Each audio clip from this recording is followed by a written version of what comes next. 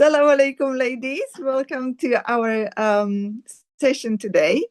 And as I said, we're going to be talking about topic that most of us heard about, but many of us might be a little bit cautious about whether it's or how it actually fits into our faith. So we're going to be talking about hypnobirthing. And I am joined by lovely Hajira today, who is qualified midwife.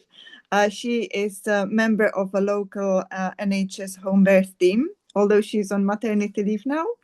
And she's also a hypnobirthing teacher, which is the main thing for us today, because she's also a founder of Muslim hypnobirthing, where she supports Muslim women to approach birth with trust in Allah and a strong body-mind connection.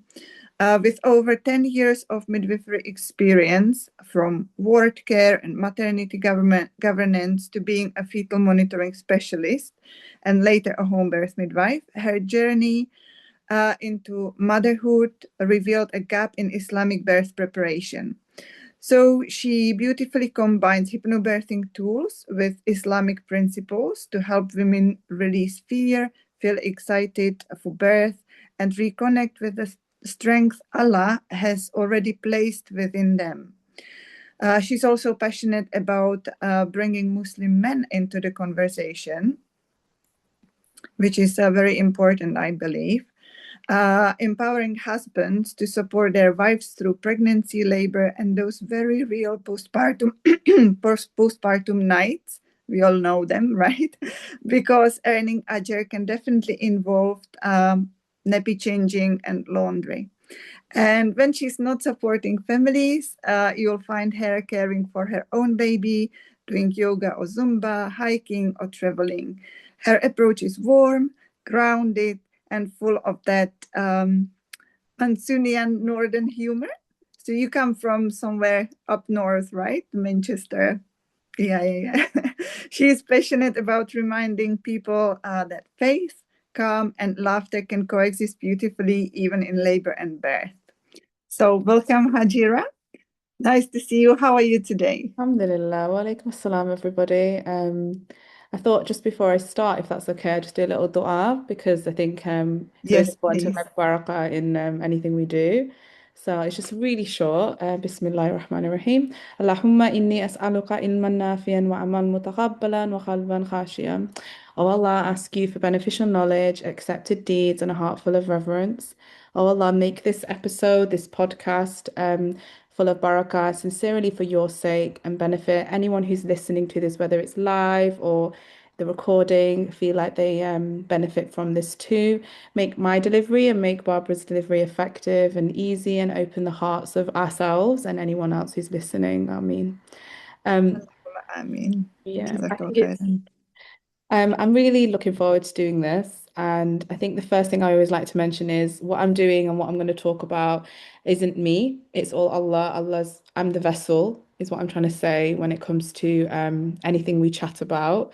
And I hope everyone, all the sisters that are on live and also those that are listening, whether you're already a mom, whether you're pregnant, or even if you're a mother who's got a very small child or even an adult, I hope whatever you get from this episode, the main thing is understanding how we support each other as an ummah. I think that's really important, not just talking about it, actually action taking. So, inshallah, as Barbara, sister, you ask me any of these questions, I hope that I can provide that information in a way that's suitable in our communities because we all have different cultures.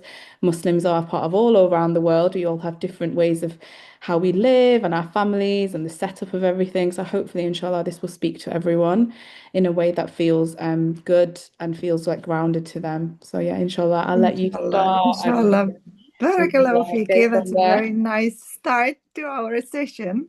So maybe just for the start, just to set us off on the journey, if you can maybe tell us about your own professional journey. How did you get into midwifery? How did you get into home hypnobirthing?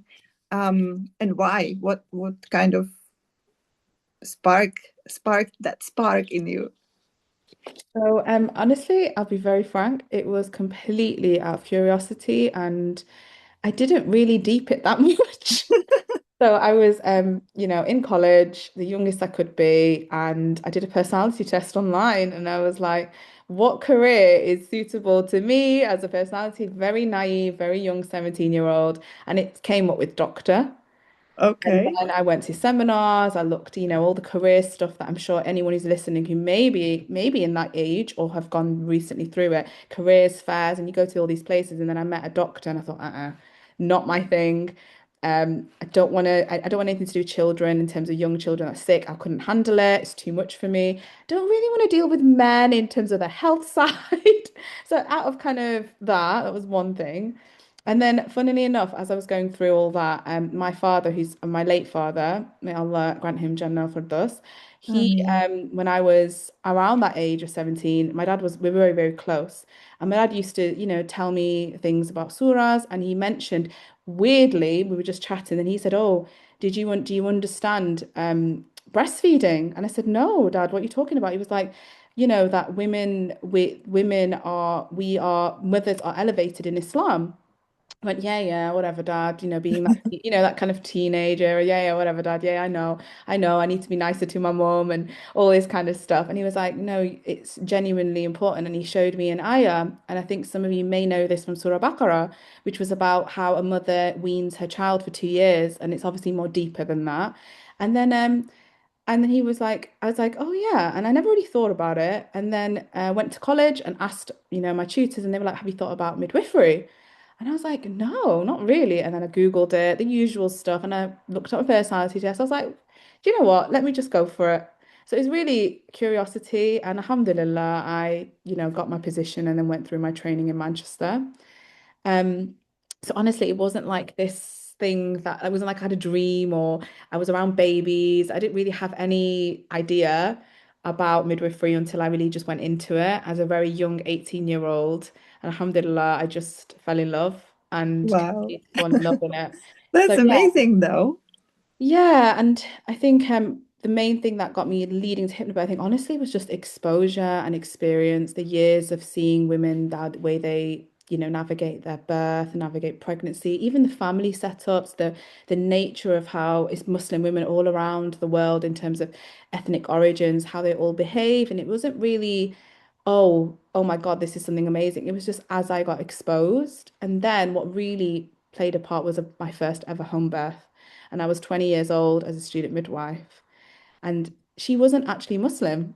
That's the funny thing. She was the first woman to expose me to hypnobirthing, but not in kind of like a look at me, I'm hypnobirthing. It was literally me knowing her throughout her pregnancy in clinic and then meeting her, alhamdulillah, at her home and saw the way she was navigating her birth using certain techniques, which are basically hypnobirthing techniques. And she basically ignited this feeling in me saying that birth is normal, it's a normal event.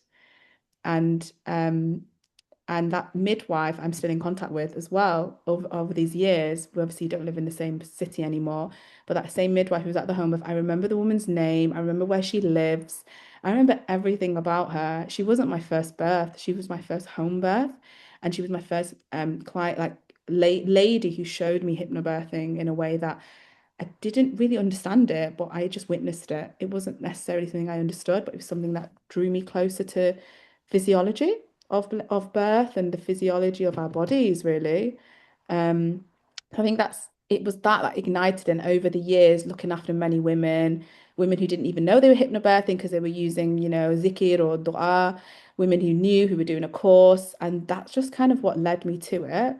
And honestly, I'm be very frank with you, it's my friends. So I didn't realize as the years were going on being a midwife, alhamdulillah, I have helped my friends in labor.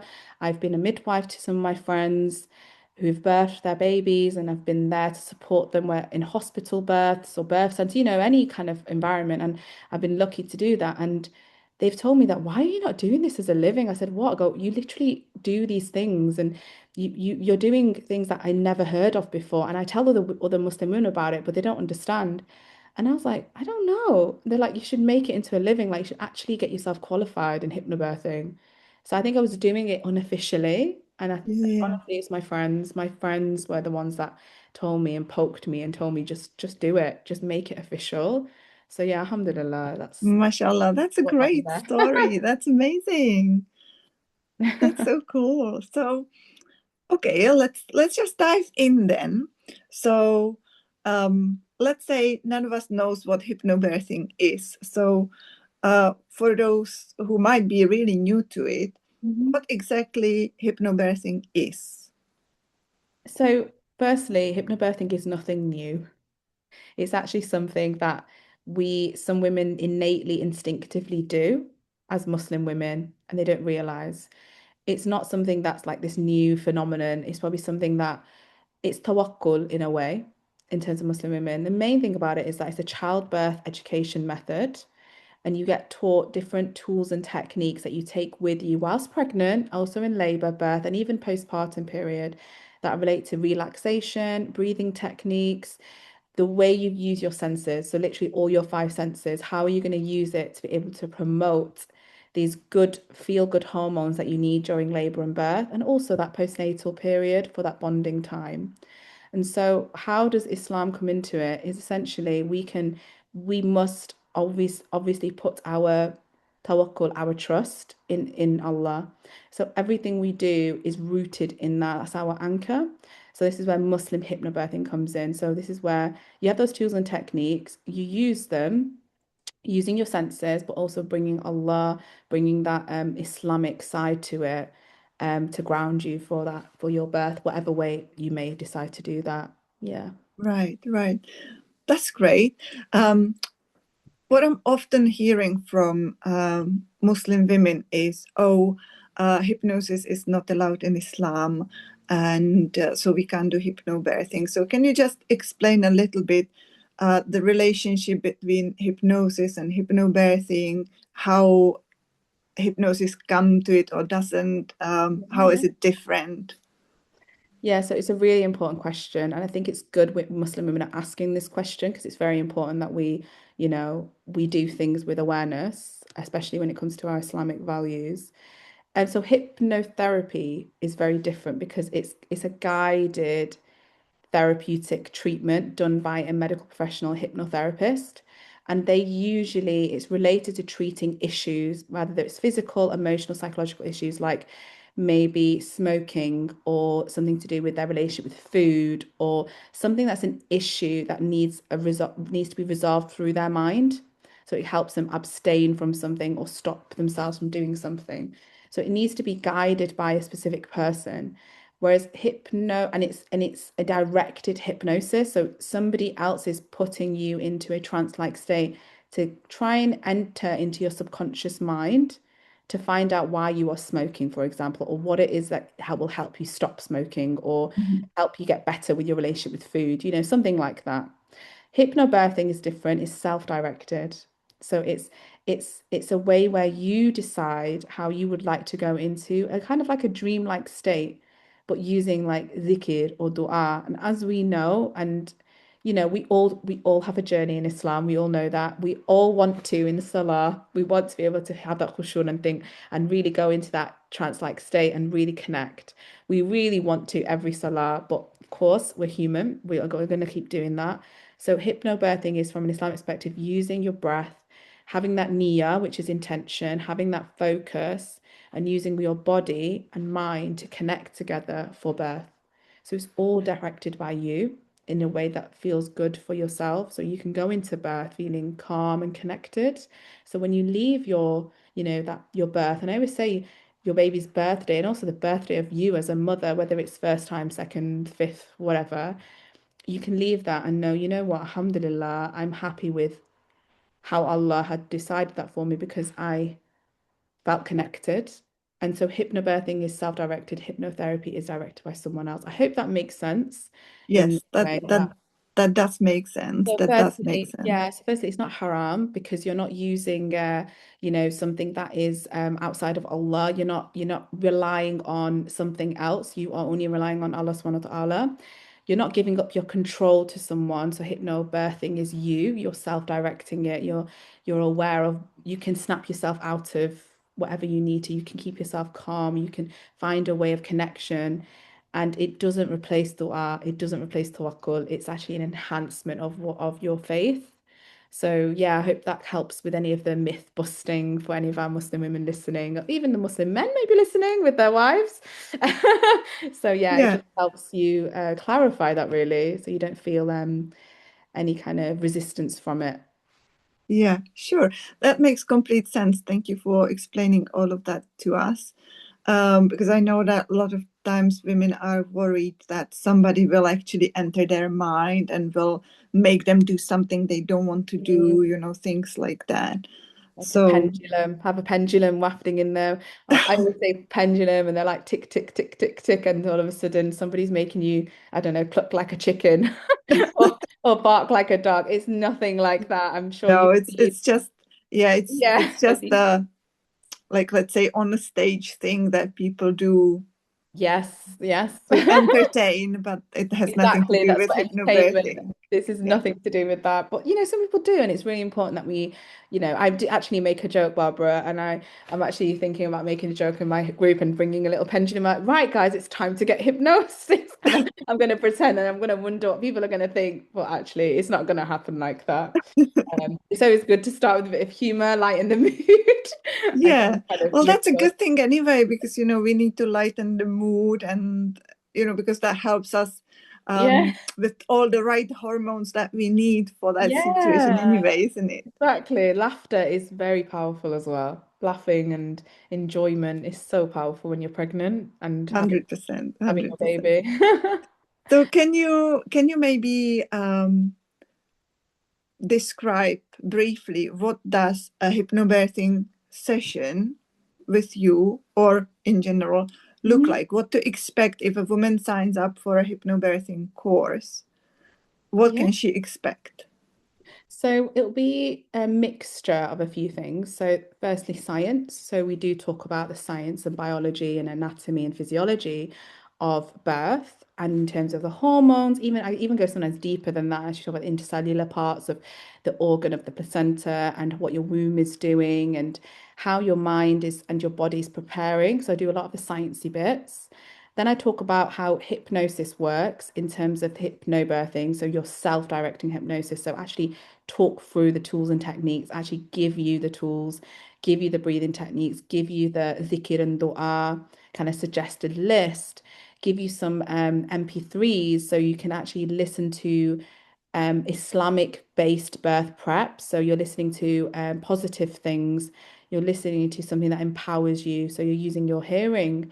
You're using and I also teach you aromatherapy, so the smell, how important smell is when it comes to our births and how we feel. And then I obviously talk about nutrition because it's really important we nourish ourselves throughout pregnancy. And I know, Barbara, I'm talking to the right woman here because you really, really are passionate about nutrition and nourishment in every way. Yes. So nourishment's part of that too. And then the kind of the third thing is about your birth team. So who is it that's going to be with you? Advocacy, birth rights, all the kind of complex needs that you may have, or emotional things, the system, how it works, all that kind of nitty-gritty stuff about the UK system. If you're abroad and international, then we talk about whatever country you're from, and we also talk about anything that's going on in your country and how do we help you facilitate a birth environment that feels sacred to you. And then the fourth thing is kind of like postnatal, a little bit of postnatal planning and of course the stages of labor and things, and just get you to really plant the seed about your postpartum journey as a couple, or if you're coming, as with your mum, whoever your village is. So it's actually Mhm. quite a lot of things embedded in my course. And the whole point and the aim of my course is so that you firstly don't feel overwhelmed. You get given the information, but when you're actually in person with me, it's really fun. It's really interactive, and it feels deeply, deeply rooted in our Islamic values. And so I don't really think I'm just also it's completely no PowerPoints. It's completely offline. So we don't use our phones. We don't look at a screen. It's literally us sitting down, doing interactive things, discussing things, and me with like literally like cardboard and showing you things in a more anatomical and in a more fun way. Because as adults, we don't really like PowerPoint. There's only so long we can stare at a screen and nod off. So yeah, it's kind of a and also we do mindfulness activities as well during the in-person. One-to-ones are slightly different. We have the same content, but one-to-ones are a little more individualized. So these are usually couples that are not in the UK, so they're international. So we literally cannot meet. We meet online. It also may be women who may have complex medical needs or psychological needs and they don't feel, they have other things they need help with. So it's more one-to-one, very kind of personalized. It's still the same content, but we personalize it essentially so we can navigate every session differently according to that couple's needs. So yeah, but I think the main thing for me is that it's there to help ground you and also give you that connection, especially the women who may be listening now or the women who listen later, especially those who've already got children and are pregnant again. Sometimes you have this guilt in your mind thinking, I'm not giving my body or my baby in the womb much attention. I don't even know how many weeks pregnant I am because I'm running around doing the school run or feeding my other child or having to do other things. And sometimes you feel that guilt. So having that weekend to just focus in and just feel that connection with that baby of yours outside of your other children is really lovely for those second time and subsequent mothers as well. So yeah, hopefully that's clarified. That's amazing. So basically, the hypnobirthing course is not just about the hypnobirthing per se, but it's a holistic, Yeah. comprehensive package of birth preparation Mhm. course, which is Mhm. amazing. And um, in the introduction, and already you mentioned as well that you like to involve men in this as well. So how do you involve them? Is it that the course is for the couples, or can a woman just do it by herself if she doesn't want to come with her partner, or if maybe the partner doesn't want to join her, or how does it all work? So with the in-person weekend course, it is Muslim couples. And alhamdulillah, my venue is in a masjid. So it's really lovely because it means that, we separate, obviously for the general public, we have a separate area. And so that women can still pray in their women's section and the men have a session. And I've completely guarded it off. And the good thing about it, I think sometimes people think, oh, but is it modest? Like, it's modest. I don't show graphic things. I don't really, I don't make anyone feel uncomfortable, especially as Muslim sisters and brothers in the same room. And I think what's really lovely is that the couples who do attend this weekend course, they understand that I'm coming from a teaching and my intention is to teach and my intention is to empower you. And there's no immodesty in that. It's a good thing. In terms of the men as well, it's usually the Muslim men that join these women. But I do say to the ladies, you can bring your birth partner, whether that's your husband, whether that's your mother, whether that's your doula, if you don't have anyone, or if you need to come alone, then I'll be your I'll be there with you to do the exercises. Everyone else will do the exercise and I will be there to support you and not, feel good about it. So most of the time people come with their husbands, but that doesn't mean they don't come with a doula or their mum. It's whoever's going to be your advocate, is what I say. Whoever Mhm. you feel is going to be with you in that room or in that home when you're in labor and having your baby. That's Yeah, the main thing for me. yeah, I'm very passionate about the men because the men are in the birthing rooms now. So yeah. That's really important. That's really they need to amazing. be involved and they need to understand to some degree because it's their wife. They know their wife. I don't know. I've never met your wife before. They'll know the little intricate details of little changes in your face or the energy that you're giving. They will understand you more than I will ever understand you as the midwife. So it's so important these Muslim men understand that they play a key part and they're there as they can empower their wives essentially Yes, and yes, feel empowered too. So yeah, I do feel very passionate about yes. it. And that leads me to another question, actually. Mhm. Um, is hypnobirthing useful only for women who plan a home birth or, let's say, birth center birth, or Mhm. can any woman benefit from a hypnobirthing course? So simple answer is anybody can benefit. So it doesn't really matter how or why you're going to birth the way you do. What matters is what feels right for you. So you can do hypnobirthing in every way. What's lovely about it is that I've had loads of feedback from other Muslim women saying, I want to understand how to hypnobirth if I end up with going into theatre. and having a cesarean, whether that's an elective, which is planned, or whether it's something that was an emergency just because Mm. plans have changed. So absolutely there is. So that's what ignited me to create an ebook, which was how to hypnobirth if you end up having an assisted birth, which is a doctor helping with instruments or having a cesarean birth. So how to hypnobirth with that and having that Islamic principles in it.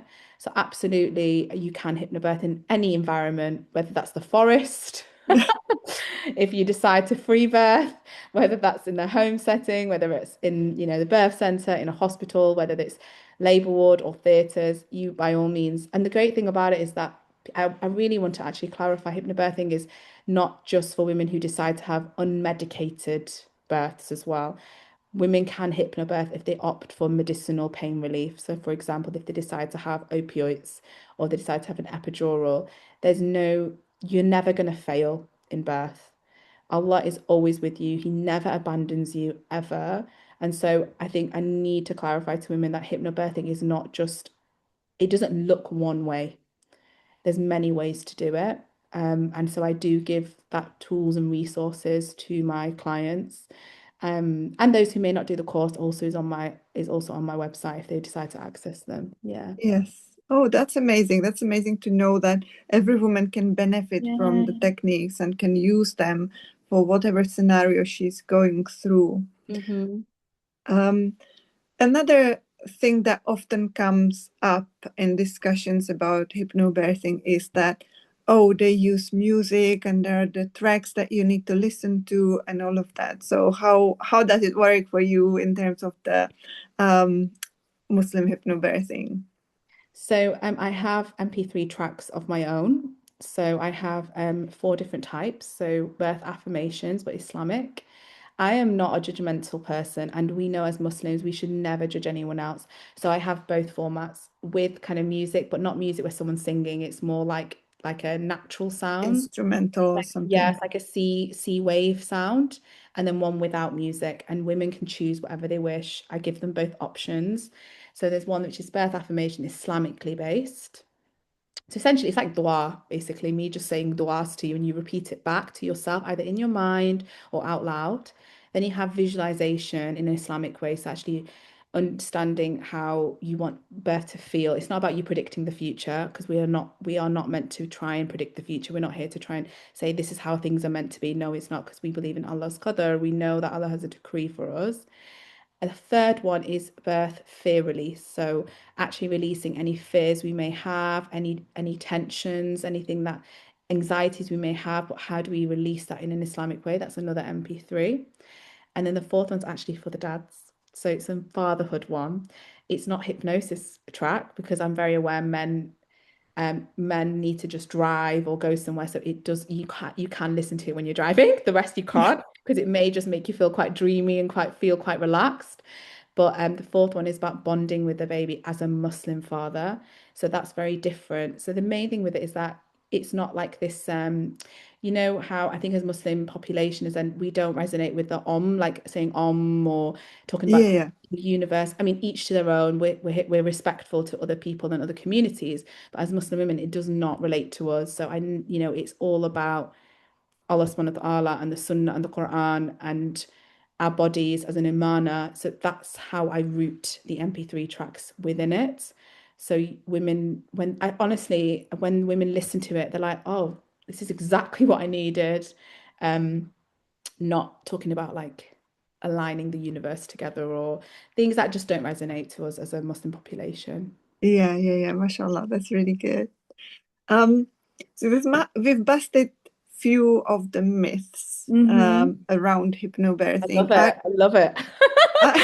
Great. I love myth busting. It's so Yeah, nice to me go, too. actually, and they're like, yeah, but what is actually, this is what it's like. Like, okay. I'm like, yeah. Yeah, I It's mean, so it's nice to myth important with bust. everything, we need to kind of clarify things to kind of break down these walls and fears and all Yeah, of that. yeah. So, are there any other myths that you came across in terms of especially Muslim women and hypnobirthing or hypnobirthing in general?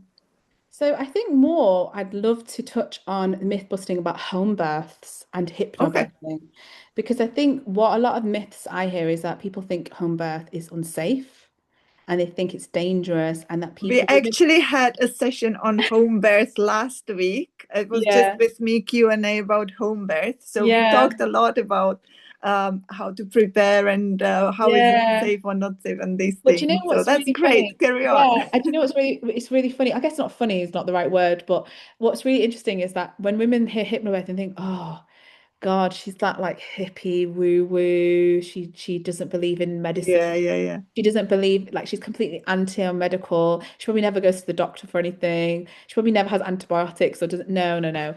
Let's just like clarify. Hypnobirthing isn't just like a type of person. It's a method, and it's there to relax and be calm and make you feel good. And so when it comes to home birth and hypnobirthing, I'm it's baby. I can hear a Oh, little sorry. voice. Baby Who star, was that? baby duck, baby. Oh, voice. Should be fine. Ladies, please try to keep your mics muted. Thank you. Don't you worry. Sometimes little fingers touch screens. You can't help Yeah. it. But the thing with home birth and hypnobirthing is that firstly, home birth is safe because it is your environment and actually medically and evidence base has shown it's safe. Secondly, hypnobirthing, it's not you just being quiet and like birth is completely painless and oh my God, this is amazing and whoa, whoa, whoa. No, no, no. Like your body and the way you express yourself in labor and birth is gonna happen the way it needs to. I always talk about, I'm sure you would say it too, like animals, like we have different noises. Some Yeah. women move, some women, make groaning noises. Some women are actually very quiet because they're actually internally expressing themselves. And so when it comes to hypnobirthing and it's not this you have to be quiet and you can't express yourself and also being at home is not dangerous. It's actually very very conducive to physiological birth. It's very conducive to all the hormones of labor which you can learn about. And the other thing is that most of the time, obviously, I'm very generalizing, most of the time our home is our safe place. For some women, it's not. I appreciate that. For some women, actually, their home is like chaotic and actually they prefer to labor somewhere in the birth center. I completely understand. Or they rather just leave the house and go for a walk in the park or just sit somewhere else. But most of the time, our home is a safe place, which is why birth is very safe at home. Yeah, And 100%, yeah, 100%. And we talked about the physiology of it, that you mentioned the animals. So animals in the wild, they need to feel safe in order to birth their baby. If they don't feel safe, the birth will stop until they reach safety. yeah, So, and it's very similar for women because we do reach that sort of level of consciousness, if you like, or yeah, that we go back to the primitive brain, and it's yeah. all about safety and fear and all that. So that's also why we talk often about, if you have any fears around birth, if you have any traumatic experiences or heard traumatic stories, you need to deal with that first so that you Mhm, kind of don't carry it in you, because mhm. that can be the straw that broke the camel, right? That Yeah, yeah, it will prevent your body going into really the nice, positive, smooth birth. yeah, yeah, So yeah, that is really important. yeah, And I'm glad that you're talking about it also from the Islamic perspective, because it's our home. That's one thing. But I yeah, think also from our perspective, that trust in Allah and all of that kind of helps us feel safer, trusting, and letting our bodies do what they were designed to do, basically. mhm. And I think the other myth I want to mention is about the anti-medical. So hypnobirthing is not anti-medical. Hypnobirthing is an addition to what you're already offered. So whatever you're offered in your area or whatever you feel is an option for you, it's an addition, it's a complementary part of your birth. It's not you have to hypnobirth and you can't have anything else. You can't make other decisions. You can't say yes to everything, or you can't say no. You have to say yes. You have to say no to everything as well. It can go the opposite way. So if you decide to hypnobirth, then you should decline absolutely everything and say, no, don't touch me, don't talk to me. No, no. Hypnobirthing is an complementary, it's an additional part of your birth. It enhances whatever your choices are, whatever you choose. The main thing about it is that, and I want everyone to understand that's what hypnobirthing is it's not this kind of one way or the highway, or you can't switch and navigate and use it in the way you need to. And Yeah, you don't feel you have to like be a certain way with it, because you really don't. You yeah, really yeah, don't. I'm telling you now, you really don't. yeah, You absolutely. There is no like one size fits all or everything no, being black and no. white, right? There are lots of shades of gray Beth, or other there's colors many in shades of between. Beth. Exactly, exactly. And it's really important to mention that. And you already mentioned it earlier that even women who choose to have epidural or who need to have cesarean can still benefit from these Mhm. techniques. That it's like addition, as you're saying, to Yeah, whatever else might be going on around. So yeah, that's really important to mention that yeah, for sure. not taking everything rigidly as is, but kind of Mm. taking what works, what aligns, what is useful to you at that point in time. Absolutely. You literally hitting the nail on the head there. There's not much more to say about it. Yeah. Okay, cool. My next question would be, and what also a lot of women are asking, when is the Mhm. best time to do a hypnobirthing course? Ah, that's such a very frequent question. Honestly, the earlier the better. There's no reason why you can't start as soon as you find out. And the reason why I say that is because A, hypnobirthing takes time. It takes practice. It's not this, I've read something or I've been given an essential aromatherapy blend, that's it, I'm hypnobirthing. It takes time and effort. It takes connection. It takes it takes the brain a while to be able to, take the information in and then your body to react and respond to it. So earlier the better. I think some women think, oh, they should wait till they're in the second trimester or they hit 28 weeks for some reason, or they can see their bump, which is interesting. They can physically see themselves pregnant more. People notice they're pregnant. So actually, you know what? Maybe I'll go on it now. Absolutely not. Try and go as early as possible, because these techniques I teach you and the tools that you learn and the zikr or the dua that you want to memorize or infiltrate into your brain takes time, and the only way you can do that is coming early.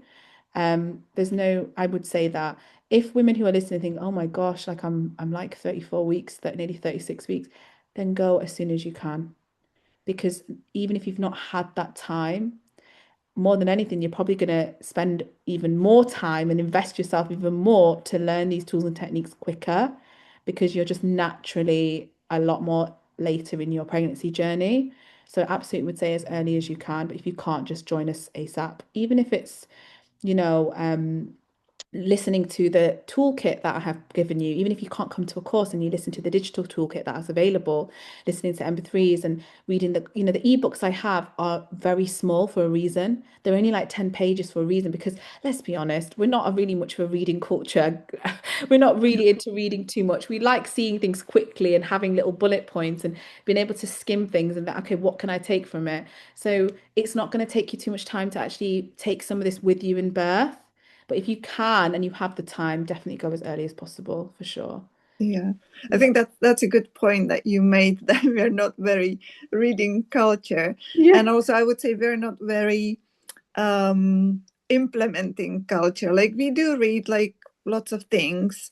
Many people read like if they have various ailments and things, like how they can Mm. help themselves. But then the problem is not just reading it, but actually implementing it. So also with like hypnobirthing, it's not just about reading a book.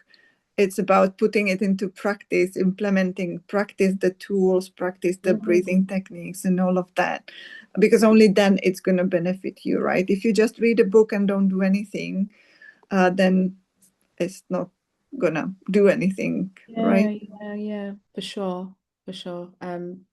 Yeah, it's important to implement and get your birthing team involved, like get them to understand like what you're learning and get the person to do the breathing technique with you is so powerful. Like I know me and my husband, God bless my husband, honestly, Allah bless him because he knows the breathing techniques and he doesn't need to use them. He knows like the MP3s, he knows like certain things I say to my daughter who's 6 months old. Like these things continue in my life. It's not like hypnobirthing ends. It continues in my breastfeeding journey. It continues in that parenthood for me. And then just naturally, like osmosis, right? It's like passive osmosis to my husband. And he feels that connection and understands why these tools and techniques are so important. Like it's an investment, not just for birth, it's literally an investment of your family. I really believe in that, an Islamic foundation of your family. And I think we all know Islam starts in our hearts and in our homes, and then we spread naturally in our communities. And then luckily we have like media now, so we can even go global sometimes with it. But actually, it starts in our homes and that foundation.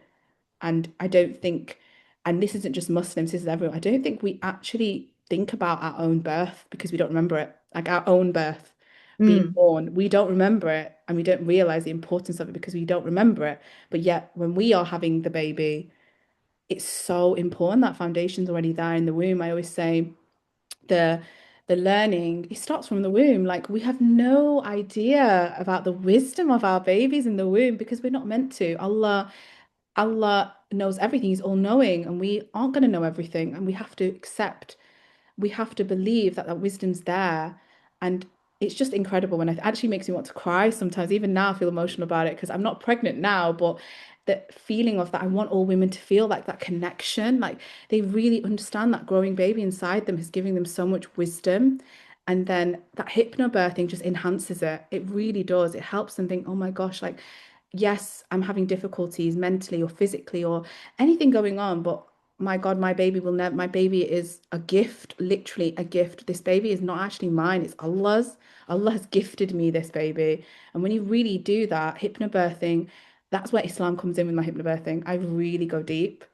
And I know women cry about it, and it's good Oh, because we need to feel deeply rooted. It's good to cry. It's not a bad thing. Crying is, as we know, there's cortisol in our tears.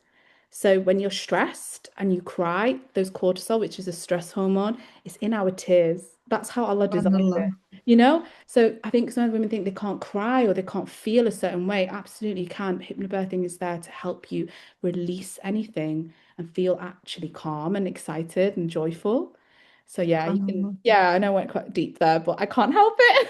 Yeah, yeah, yeah. I can't No, help it's really good. And it. it's, I think it's really good to um, let people know that hypnobirthing is not just for the pregnancy and birth, that these techniques and what you learn in that course, you Yeah, can utilize for anything and everything in your life, for any stressful situation, for breastfeeding, for, I don't know, even like family issues, or when you're moving, that's a massive thing, yeah, right? Or all these big transitions, even if your loved ones pass away, or any exactly. difficult, Anything. challenging, straining situation, these techniques, whatever you learn and what you learn about yourself and your life, you can still use it and it can be helpful. So yeah. Yeah.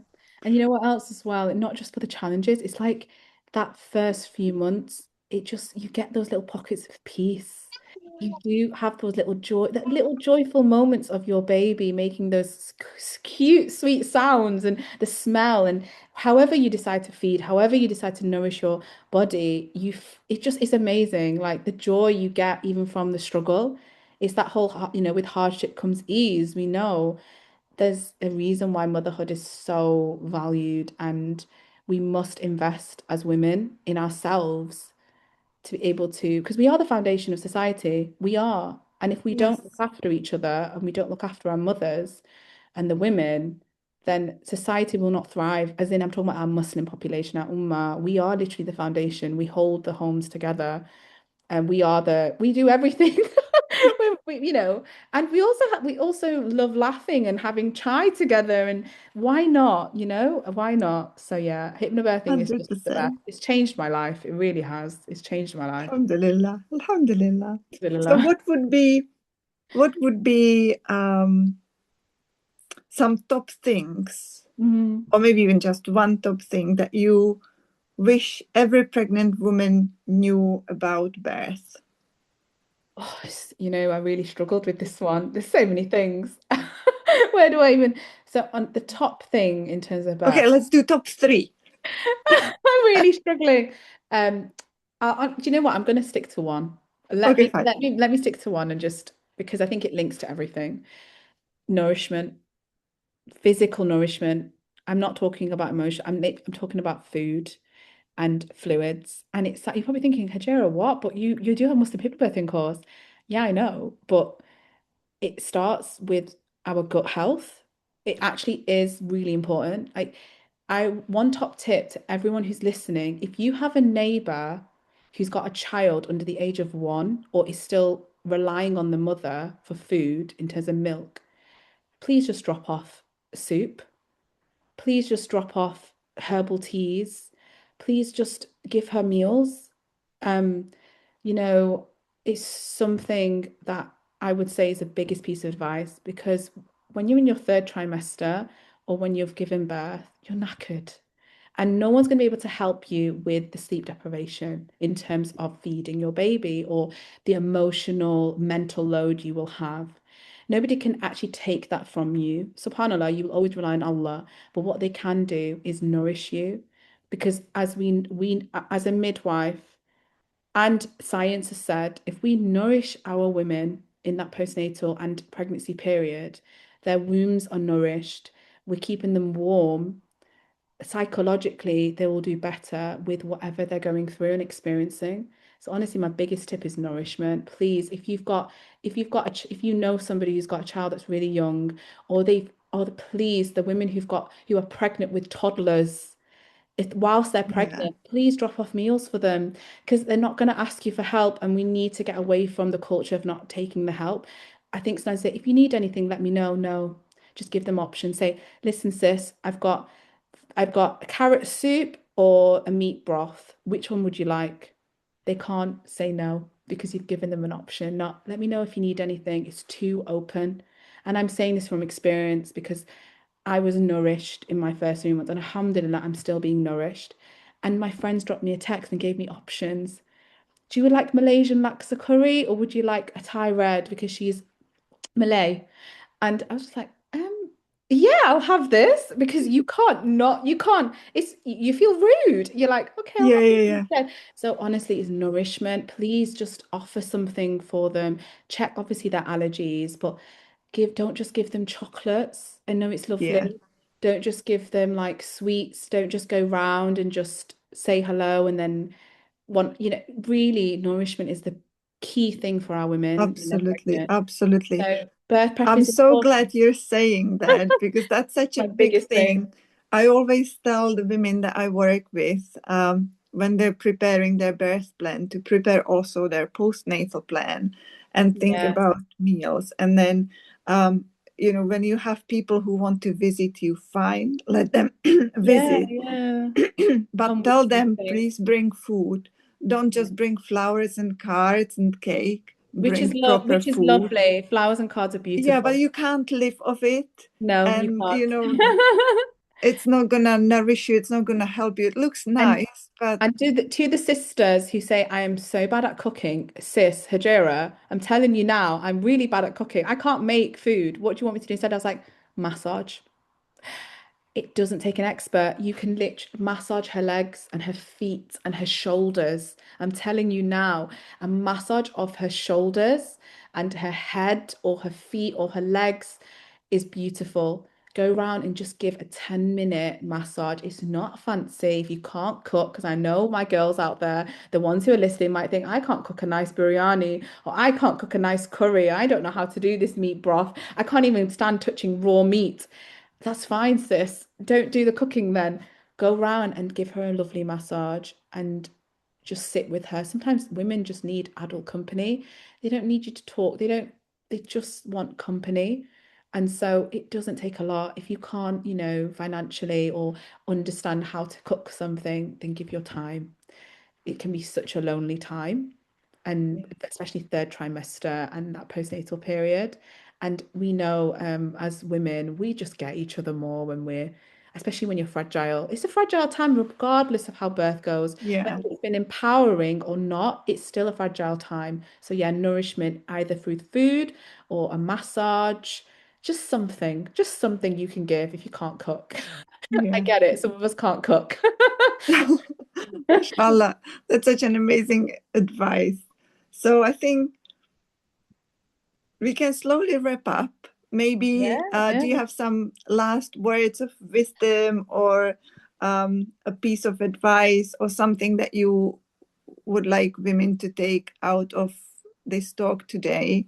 And then if you ladies have some questions, we can take a few questions afterwards. Yeah, so two things. One, for the ladies who are pregnant and going to become mothers, remember you will never fail at birth. That's literally it. I don't need to say anything more. You'll never fail. Allah is with you all the time. The ladies who are listening, who are not pregnant, or perhaps are thinking about a friend or a family member that's pregnant, thinking, oh my gosh, don't feel guilty if you feel like you haven't been supportive. You're never, ever going to do any wrong by starting now. So everything you're listening, just start. Do something simple for someone, even if the child's 4 years old, just send a meal over and say, please forgive me. I wasn't there. Please forgive me for my shortcomings.